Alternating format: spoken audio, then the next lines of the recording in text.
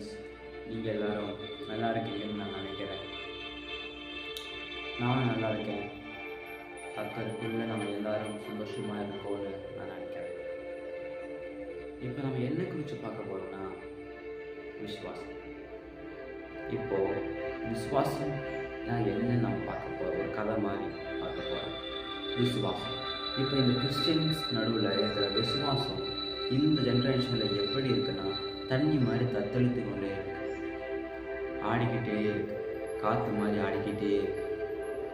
நம்ம ஒழுங்காக விசுவாசிக்கிறதே கிடையாது. அதாவது நம்ம ஒரு காரியத்தை குறித்து ஜெபிக்கும் போது, எசப்பா எனக்கு இதை செய்யுங்க, பிஸ்னஸில் ஒரு வளர்ச்சி வர உதவி செய்யுங்க, வேலையில் ஒரு வளர்ச்சி வர உதவி செய்யுங்க, என் குடும்பத்தில் கடன் பிரச்சனைகள் மாறணும் அப்படின்னு நீங்கள் ஜோம் பண்ணிட்டு போகிற வழியில் என்ன தேவை நடக்கணும் அப்படின்னு ஒரு யோசனை.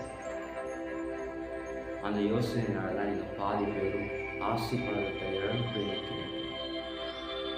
இந்த வேலையை கர்த்தர் உங்களுக்கு சொல்கிறேன்னா, விசுவாசி. அப்போ நான் உனக்கு எல்லாத்தையும் செய்வேன், நான் உனக்கு எல்லாத்தையும் செய்வேன் கர்த்தர் சொல்கிறேன். விசுவாசத்தா கர்த்தர் எதையும் செய்வதாக இருக்கேன்.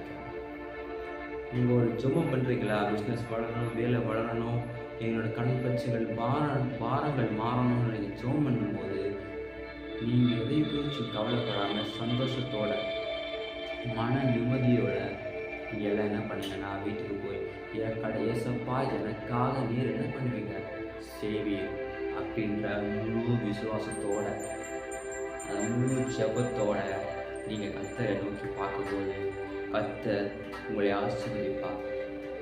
நீர் எங்களுக்கு செஞ்சாலும் செய்யலைனாலும் நான் உண்மைதான் துதிப்பேன் அப்படின்ற முழு விசுவாசத்தோட நீங்கள் இருக்கும்போது கர்த்தர் உங்களை எப்போது ஆசீர்வதிக்கிறவராக இருக்கிறார்.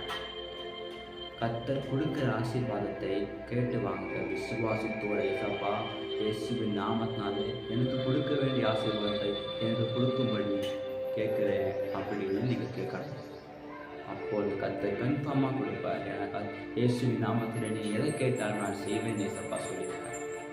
அதன்படி நடக்கும்னு நான் முழுமையாக விசுவாசிக்கிறேன்.